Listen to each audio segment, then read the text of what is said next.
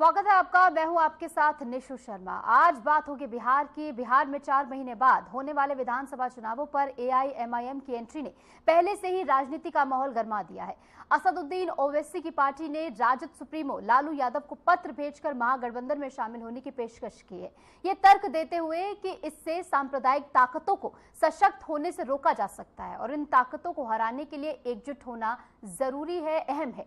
हालांकि राजद के नेता मनोज झा ने यह साफ कर दिया है कि अगर एआईएमआईएम सच में भाजपा को हरा देना चाहती है तो उसे चुनावी मैदान छोड़कर सिर्फ स्वीकार्य समर्थन देना चाहिए। राजद के आलोचनों में एआईएमआईएम पर बी टीम का टैग भी कायम है, जो पार्टी की छवि को एक बड़ी चुनौती बनाता है। इसी पर होगी आज की बहस, लेकिन उससे पहले देखिए रिपोर्ट। एआईएमआईएम को गठबंधन में जगह मिले या मैदान छोड़े, सियासी चाल या ईमानदार पहल, यही सवाल अब बिहार की चुनावी बहस का केंद्र बन चुका है। चुनाव से ठीक 4 महीने पहले एआईएमआईएम ने सीधा प्रस्ताव आरजेडी को भेजा है कि सभी धर्मनिरपेक्ष ताकतों को एक मंच पर आना चाहिए और बीजेपी को हराने के लिए महागठबंधन को मजबूत करना चाहिए। एआईएमआईएम के प्रदेश अध्यक्ष और बिहार में पार्टी के इकलौते विधायक अख्तरुल इमान ने आरजेडी सुप्रीमो लालू प्रसाद यादव को पत्र लिखकर इस साझेदारी की अपील की है। उनका दावा है कि सीमांचल जैसे इलाकों में एआईएमआईएम की मौजूदगी सांप्रदायिक ताकतों को रोकने में कारगर हो सकती है। नैरेटिव क्रिएट कर रहे हैं, हमारे यहाँ विधिवत तौर पर नहीं आया है। उनके लोगों से, जिन लोगों से कहा था, इन्होंने अपने बड़े नेता को इसकी खबर दी कि नहीं दी है, तो हम लोगों ने हुज्जत तमाम कर दी है। सारे पार्टियों को, जो महागठबंधन के घटक दल के जितनी भी पार्टियां हैं, सब लोगों को हमने लेटर लिख दिया। लेकिन जवाब में आरजेडी की ओर से एक तीखी प्रतिक्रिया सामने आई। मनोज झा ने एआईएमआईएम को सीधा कहा कि अगर सच में बीजेपी को हराना है तो एआईएमआईएम को मैदान छोड़ देना चाहिए, यानी गठबंधन में शामिल होने के बजाय रास्ता साफ करना चाहिए। यहीं से बहस तेज हो गई है। तो वहीं चिराग पासवान ने भी इस पर तीखी प्रतिक्रिया दी है और कहा है कि पत्र लिखा गया है या लिखवाया गया है, इसका नहीं पता। और साथ ही उन्होंने मुस्लिम वोट में बिखराव की बात भी कही। क्या कुछ उन्होंने कहा, सुनिए। पत्र लिखा है, पत्र लिखवाया गया है, मुझे नहीं पता। मुसलमान वोट जिसपे राष्ट्रीय जनता दल और उनके नेता अपना आधिपत्य मानते हैं, उसमें बिखराव तो देखने को मिल ही रहा। पिछले विधानसभा के चुनाव में भी अगर नहीं बिखराव होता तो ओवैसी जी की पार्टी, अब वो बात अलग है कि बाद में वो विधायक कहाँ गए नहीं गए, पर कैसे वो जीतते, तो उन वोटों में बिखराव तो हो ही रहा है। हकीकत है आज की तारीख में जिस M-वाई समीकरण पर राष्ट्रीय जनता दल सांप्रदायिकता और जातीयता को बढ़ावा देकर आगे बढ़ रही थी, आज की तारीख में उसी समाज के लोग इस बात को समझ रहे हैं कि उनको सिर्फ वोट बैंक बनाया जा रहा है। दरअसल एआईएमआईएम पर बीजेपी के बी टीम होने का ठप्पा विपक्षी दल सालों से लगाते आए हैं। 2020 के विधानसभा चुनाव में एआईएमआईएम ने 20 सीटों पर अकेले चुनाव लड़ा था, जहां सीमांचल की 5 सीटें जीतकर सबको चौंका दिया था। लेकिन बाद में उनमें से 4 विधायक आरजेडी में शामिल हो गए और अब जब चुनाव एक बार फिर से करीब है तो सवाल वही है, एआईएमआईएम का इरादा साझेदारी का है या सियासी गणित बिगाड़ने का। अब बड़ा सवाल उठ रहा है कि क्या बिहार में बीजेपी को हराने के लिए एआईएमआईएम के साथ आना जरूरी है या फिर उसे बाहर रखकर विपक्ष एकजुट रह सकता है। ये मुद्दा सिर्फ गठबंधन की राजनीति का नहीं बल्कि 2025 के बिहार की सत्ता का गणित तय कर सकता है। Bureau report, Aryan TV.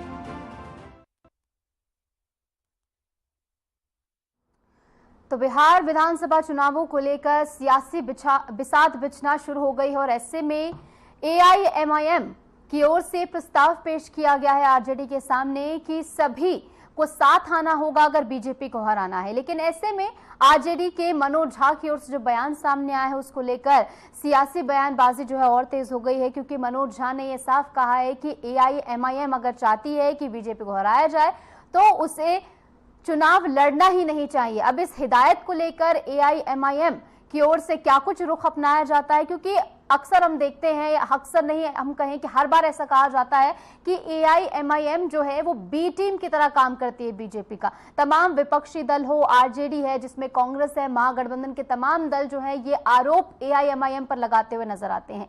लेकिन ऐसे में एआईएमआईएम की इंपॉर्टेंस भी आपके लिए समझना जरूरी है, क्योंकि 2020 के विधानसभा चुनावों की तरफ अगर आप देखेंगे तो पहली मर्तबा यहाँ पर एआईएमआईएम ने चुनाव लड़ा था और 20 सीटों पर यहां पर चुनाव एआईएमआईएम ने लड़ा था और ऐसे में 5 सीटें जो है जीतकर एआईएमआईएम जो है निकली थी इससे, यानी कि 5 सीटें अगर पहली मर्तबा में जीत सकती है एआईएमआईएम तो एक पोटेंशियल एआईएमआईएम के पास है मुस्लिम वोटर्स का। तो वैसे में अब आरजेडी के ऊपर ये पूरा फैसला आ जाता है कि क्या वो उसे अपने साथ लेंगे या नहीं। हालांकि अभी फिलहाल जो सुर्खियां चल रही है मनोज झा की ओर से जो बयान सामने आया उससे साफ जाहिर होता है कि इसे जो है यानी जो प्रस्ताव भेजा गया है उसे शायद आरजेडी की ओर से स्वीकार नहीं करा जाएगा। कोई भी ऐसी आधिकारिक घोषणा अब तक आरजेडी की ओर से नहीं की गई है, लेकिन इसका इंतजार किया जा रहा है। हालांकि ये जो पूरा दांव खेला गया है एआईएमआईएम की ओर से, ये राजनीतिक तौर पर भी कई मायने रखता है, क्योंकि जिस तरीके से हमने आपको बताया है कि बीजेपी की बी टीम इसे कहा जाता है, तमाम विपक्षी दल जो महागठबंधन के ही साथी हैं वो ही इसे बी टीम कहने का काम करते हैं। ऐसे में अगर आरजेडी मना करती है तो कहीं ना कहीं अपनी इस इमेज से भी निकलने का काम एमआईएम करते हुए यहां पर नजर आएगी। और इसी के साथ ये सियासी दांव किस तरीके से चुनाव की गणित बिगाड़ता है या संवारता है, ये देखना बेहद दिलचस्प होगा। क्योंकि अभी से आप देख रहे हैं 4 महीने पहले से तमाम मुद्दे उठते हुए नजर आ रहे हैं, चाहे वक्फ कानून का मुद्दा हो या फिर वोटर लिस्ट वेरिफिकेशन का मुद्दा हो या फिर अब ये नया सियासी दांव जो एमआईएम की ओर से खेला गया है। अब इस पर क्या कुछ सियासी प्रतिक्रिया आरजेडी की ओर से आती है, क्या वो आधिकारिक तौर पर इसे खारिज करते हैं या फिर कुछ भी नहीं कहते हैं, देखना बेहद महत्वपूर्ण होगा। क्योंकि अख्तरुल इमानी जो कि इकलौते विधायक हैं एमआईएम के बिहार में, उनकी ओर से ये बात साझा की गई है कि पहले भी कई बार उन्होंने आरजेडी के तमाम नेताओं से फोन पर बातचीत की है कि वो शामिल होना चाहते, एक साथ आना चाहते अगर बीजेपी का हराना हो, लेकिन उस पर कोई भी जवाब जो है आरजेडी की ओर से सामने नहीं आया। तो इसके बाद उन्होंने फॉर्मल तरीका अपनाया है, प्रस्ताव भेजा है। अब देखना बेहद महत्वपूर्ण होगा। हालांकि चिराग पासवान की भी तीखी प्रतिक्रिया इसको लेकर सामने आई। उन्होंने साफ तरीके से बात कही है कि ये पत्र लिखा है या लिखवाया गया है इसका नहीं पता है, और ऐसे में आरजेडी पर भी वो निशाना साधते हुए नजर आए हैं। लेकिन ये पूरा सियासी खेल जो है बहुत ज्यादा दिलचस्प होता हुआ नजर आ रहा है, क्योंकि एमआईएम जो है वो बहुत ज्यादा पोटेंशियल रखने वाली पार्टी है। खासकर सीमांचल इलाके की अगर बात करें, जहां पर कटिहार है, पूर्णिया है, अररिया है, किशनगंज है, यहाँ पर 60% से भी ज्यादा मुस्लिम पॉपुलेशन जो है रहती है। ऐसे में एमआईएम का जो पूरा इम्पैक्ट है वो यहां पर बहुत ज्यादा है। ऐसे में इन सारे क्षेत्रों को अगर आरजेडी चाहती है कि उसको वहां पर जो है मेजॉरिटी मिल सके तो जरूरी होगा आरजेडी को ये प्रस्ताव जो है अपनाना। लेकिन अब ये देखना बेहद महत्वपूर्ण होगा कि सियासी हलकों में जो फिलहाल हलचल चल रही है उसके बाद आरजेडी की क्या कुछ प्रतिक्रिया इसको लेकर सामने आती है, क्योंकि एक मुश्किल के तौर पर भी इसे आरजेडी के लिए देखा जा रहा है। क्योंकि आरजेडी अगर इसे ठुकराती है तो ऐसे में आरजेडी के ऊपर भी तमाम आरोप लगेंगे कि हमेशा से एमवाई समीकरण यानी मुस्लिम और यादव की समीकरण को साधती आई। आरजेडी जो है जब उसके पास मुस्लिम की जो पार्टी है यानी एमआईएम जो कि मुस्लिम के लिए काम करती है, ऐसे में उस पार्टी को अगर नकार देते हैं तो आखिर कैसे अल्पसंख्यकों के लिए वो काम कर रहे हैं। हालांकि लालू यादव पर भी तमाम तरीके के आरोप लगते हुए नजर आते हैं कि कई बार वो सत्ता में रहे हैं लेकिन उसके बावजूद उनको अल्पसंख्यकों का वोट भी मिला है, इसके बावजूद उन्होंने कभी भी मुस्लिम नेतृत्व पर भरोसा नहीं दिया है। कोई भी ऐसा बड़ा जो मंत्री पद जो है किसी मुस्लिम चेहरे को नहीं दिया गया है। इन्हीं सवालों से घिरती हुई यहां पर आरजेडी जो है नजर आ रही है।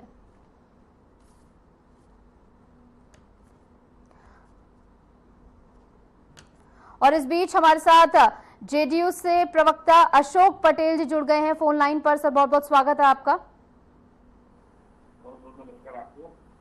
अशोक जी, अब बिहार की सियासत में एक नई हलचल देखने को मिल रही है, जहां पर एआईएमआईएम की ओर से ये प्रस्ताव पेश किया गया है कि महागठबंधन में वो शामिल होना चाहते हैं। तो ऐसे में एनडीए के लिए क्या ये मुश्किल हो सकती है, क्योंकि हम देखते हैं कि आपकी बी टीम का उसे तबका दिया जाता है। सबसे पहले तो आपके माध्यम से आपके दर्शकों को मेरा प्रणाम है। देखिए, एमआईएम ने पहल किया है आरजेडी के साथ जुड़ने का, महागठबंधन में जुड़ने का। हम समझते हैं, जहां तक मेरा मानना है, कि आरजेडी और एमआईएम दोनों जितना नीतीश कुमार ने मुसलमानों के लिए, अल्पसंख्यकों के लिए काम किया है, उसको देखते हुए दोनों डर रहे हैं और दोनों चाह रहे हैं कि हम एक दूसरे से गलबैया कर ले। एमआईएम तो चाहती है आरजेडी से करना, लेकिन आरजेडी चाहती है कि वो हम आप किनारे हो जाएंगे। उसको डर है कि कहीं एमआईएम आती है तो हम मेरा मुस्लिम वोट करता है। तो ये दोनों डरे हुए हैं माननीय मुख्यमंत्री जी के काफिले को लेकर।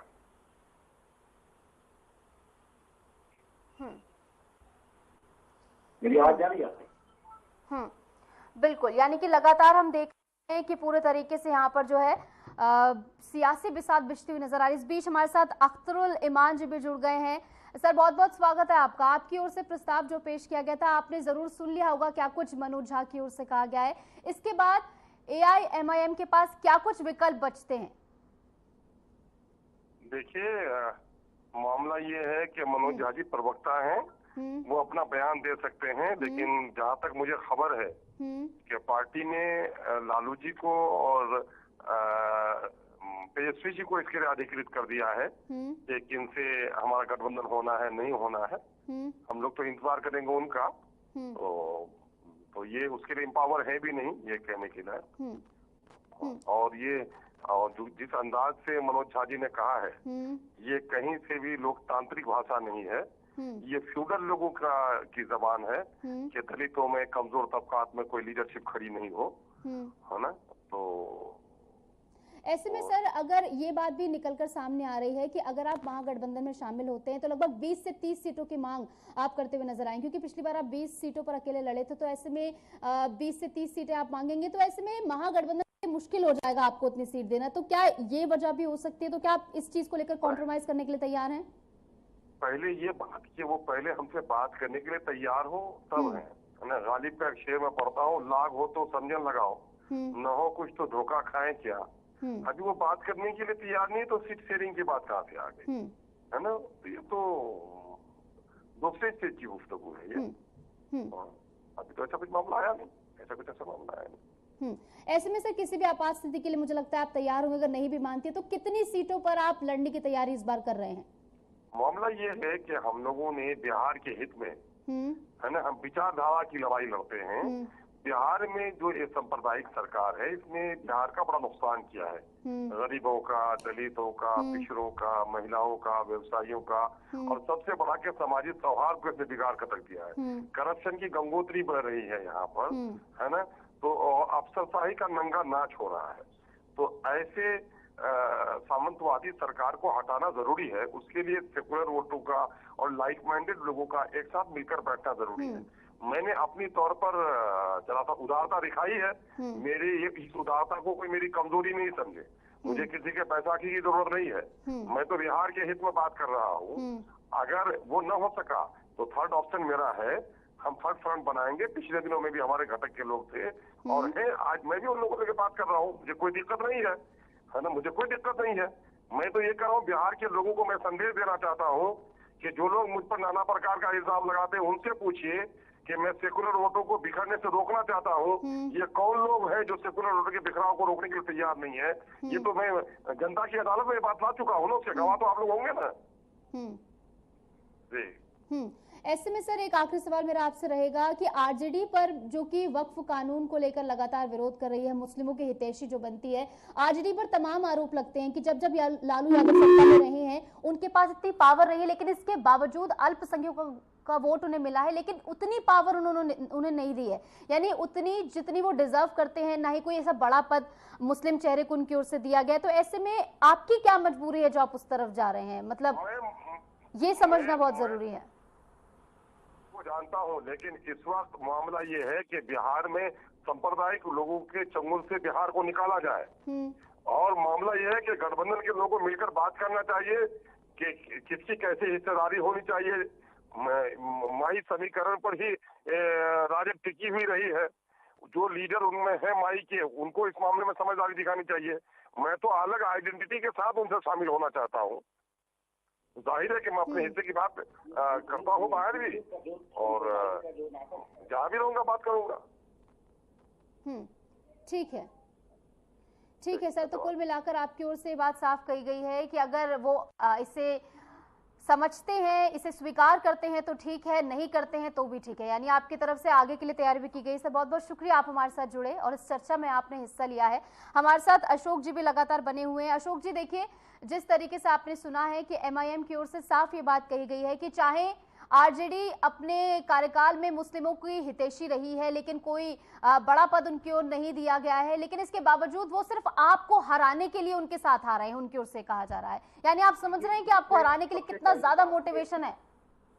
सबसे पहली बात ये है कि जिसने इनके पीठ में खंजर घोंपा, आज वो ये उन्हीं के साथ जाना चाहते हैं। और दूसरी बात जो उन्होंने कहा कि हम धर्मनिरपेक्ष सरकार यहाँ चल रही है, सांप्रदायिकता को तो कुछ और ही।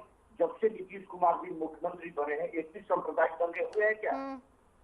एक भी सांप्रदायिक दंगे नीतीश कुमार जी के शासनकाल में नहीं हुए। जो भी सांप्रदायिक दंगे हुए थे वो आरजेडी के शासनकाल में हुआ है। तो कैसे नीतीश कुमार सांप्रदायिक हो गया और धर्मनिरपेक्ष हो गए, लालू जी या और सारी पार्टियां होगी?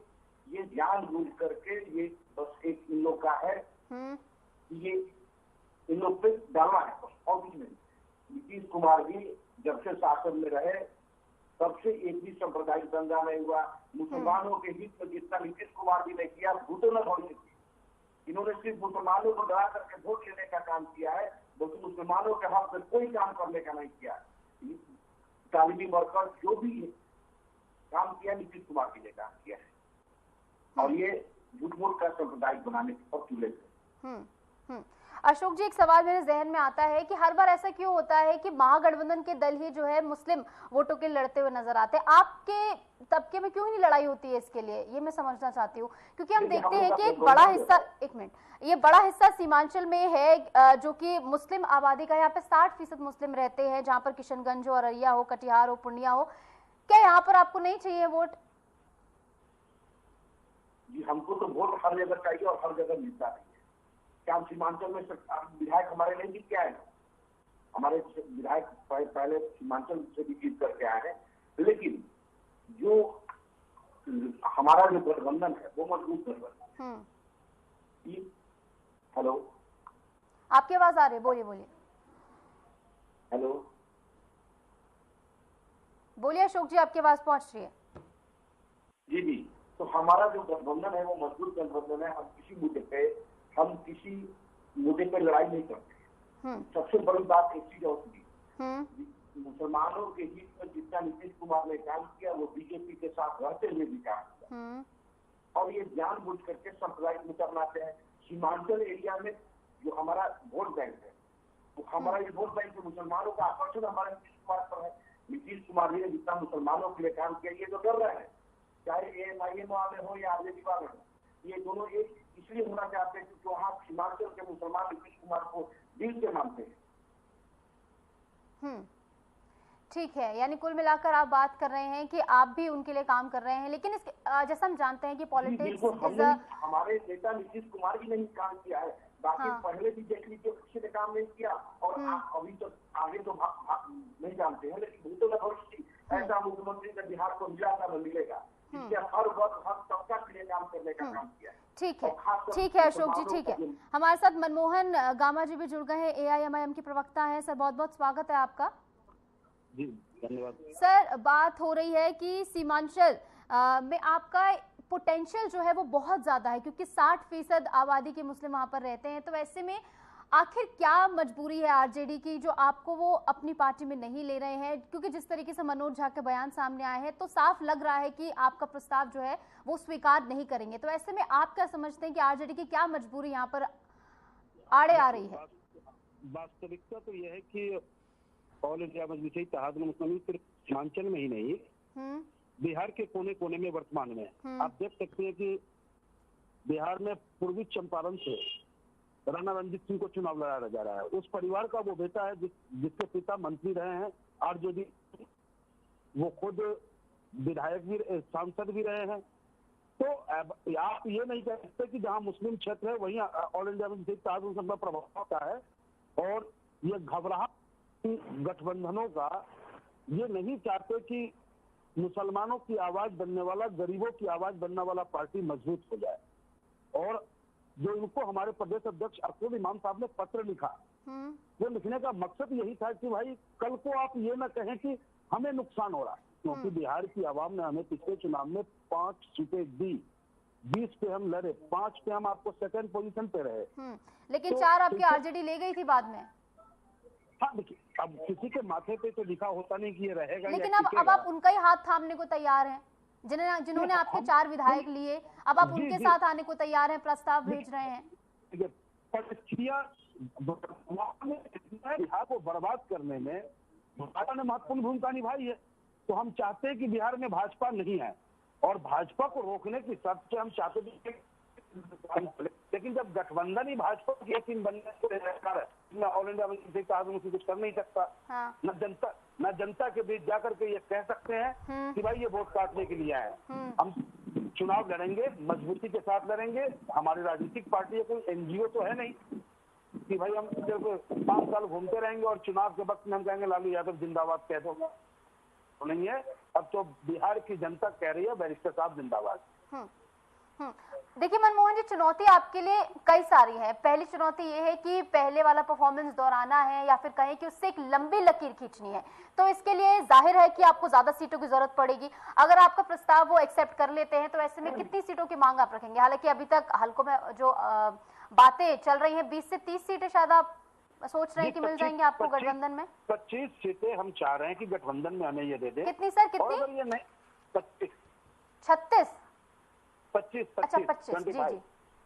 और अगर ये नहीं देते हैं तो लोकतंत्र संविधान हमें इजाजत देता है, चुनाव लड़ेंगे, जम के लड़ेंगे। बिहार की आवाम चाहती है कि मजलिस का झंडा लहराए, तो निश्चित रूप से चुनाव मजबूती के साथ लड़ा जाएगा। ठीक है, यानी 25 सीटों की मांग आप करते हुए यहाँ पर नजर आ रहे हैं। ऐसे में अशोक जी भी लगातार हमारे साथ बने हुए। मनोज झा जी से मैं इतना ही कहना चाहूंगा, क्योंकि वो बड़े भाई हैं हमारे जी। मैं खुद झाजी हूँ, वो भी झाजी हैं। तो किसी भी राजनीतिक दल के लिए ऐसा सलाह वो न दे। उनके पार्टी और उनके क्रियाकलाप को बिहार की आवाम जानती है। ठीक है, ठीक है। तो ऐसे में मनोज झा को लेकर, हालांकि जैसे कि हमने सुना है अख्तरुल इमान भी यही कह रहे थे कि उनकी ओर से बयान दिया गया है, लेकिन उनके बयान को इतनी तवज्जो नहीं दे रहे, इंतजार कर रहे हैं, क्योंकि आधिकारिक तौर पर कुछ ऐसा बयान सामने आया जिसके बाद तस्वीर जो है साफ होती हुई नजर आएगी। अशोक जी, आपके पास आते हुए, देखिए ये पूरा प्रस्ताव जो है इसने तेजस्वी यादव के सामने में मुश्किल खड़ी करने का काम किया है, क्योंकि तेजस्वी यादव पर यह आरोप भी लगेगा इसके बाद कि आप जिन्हें बी टीम कहते थे आप लेने से मना कर रहे हैं। तो कहीं ना कहीं चाहे वो उन्हें पार्टी में शामिल, चाहे उन्हें गठबंधन में शामिल करे या ना करे, फायदा यहाँ पर एमआईएम को होना बिल्कुल तय है, ये आप समझते हैं?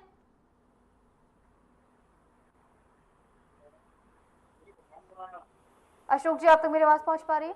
हाँ, जी बोलिए। देखिए, ये शामिल हो या ना हो, इनका कोई फायदा नहीं होने वाला है। मैं पहले भी कर चुका हूँ और अभी भी कर रहा हूँ कि सीमांचल के मुसलमानों ने, पूरे बिहार के मुसलमानों ने जितना नीतीश कुमार जी ने काम किया है, वो सब लोग ये मन बना चुके हैं कि हमको नीतीश कुमार को वोट देना है। नीतीश तो अब इनके अपने अस्तित्व का सवाल है, दोनों के अस्तित्व का सवाल है। एक तरफ राजनीति मुसलमान के वोट को लेकर के चिंतित है, दूसरे एमआईएम मुसलमान के वोट को लेकर चिंतित है। तो दोनों लोग अपने अस्तित्व की लड़ाई के लिए लड़ रहे हैं। और लेकिन सर, वाई समीकरण का क्या करेंगे, मैं पूछ रही हूँ वाई समीकरण का, क्योंकि वो भी तो 16 लगभग 17% उनका भी वोट बैंक है, उसका क्या करेंगे आप? क्योंकि गांधी मैदान में आपने देखा ना कितनी भीड़ उमड़ी थी वक्फ कानून के खिलाफ। जी देखिए, एक बात बताते हैं, ये एक हवा बनाते हैं लोग कि हम मुसलमान के रहनुमा हैं, हम मुसलमान के लिए करते हैं, और मुसलमानों को बीजेपी का डर दिखाया जाता है कि ये बीजेपी आ जाएगी, बीजेपी। और हम समझते हैं कि 20 साल के शासन में मैक्सिमम हम बीजेपी के साथ रहे हैं और मुसलमानों के लिए काम। ये बात मुसलमानों को भी समझ में है अंदर से, लेकिन एक बात वो है कि वो आरजेडी वाले लोग उनको भुनाते रहते। इसलिए हम और सभी लोग जानते हैं कि इस बार मुसलमानों ने मन बनाया हुआ है कि हम नीतीश कुमार को वोट करेंगे, इसलिए आरजेडी और एमआईएम दोनों अस्तित्व की लड़ाई लड़ रहे हैं। लेकिन अभी भी एक तबका है जो वक्फ कानून के खिलाफ है, उनको किस तरीके से समझाएंगे? और आप और इस तरीके से तमाम मुद्दे हैं, चाहे वोटर वेरिफिकेशन का मुद्दा हो, वक्फ कानून का मुद्दा हो, जिसके खिलाफ तमाम गरीब आपके खिलाफ होते हुए नजर आ रहे हैं, जैसे कि तेजस्वी की ओर से कहा जा रहा है। वक्फ कानून के विरोध में कुछ चुनिंदे मुसलमान हैं जिन्होंने वक्फ की संपत्ति को कब्जा करके रखा हुआ है। इस वक्फ कानून से गरीब मुसलमानों में, पिछड़े मुसलमानों में बहुत खुशी है। वो चाहते थे कि इस तरह का नियम लागू हो और हम जो जमीन है वो जरूरतमंदों के बीच में बटे, और ये होना है कि इससे गरीब तबका का मुसलमान बहुत ही खुश है। सिर्फ कुछ बहुत जो नामचीन लोग हैं वही लोग नाराज है, जो सियासी हस्ती है वो लोग नाराज है, इसको सियासत कर रहा है।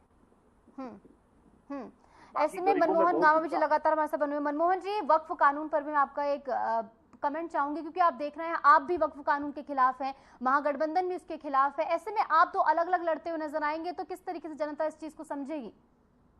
देखिए, जनता तो समझ रही है, बिहार हो, उत्तर प्रदेश हो, या जहाँ जहाँ भी भाजपा शासित राज्य है, वहाँ पे किस तरीके से अल्पसंख्यकों पे, कमजोरों पे दबाने का प्रयास, उनको कुचलने का प्रयास किया जा रहा है, उनके अधिकार को छीनने का प्रयास किया जा रहा है। तो और बिहार की आवाम की हर लड़ाई को अगर मौलाना पिटता है तो कहीं ना कहीं वो गठबंधन जो है चुप बैठा होता है। कहीं मस्जिदें ढा दी जा रही होती है तो मोहब्बत की दुकान खोलने वालों का शटर बंद हो जाता है।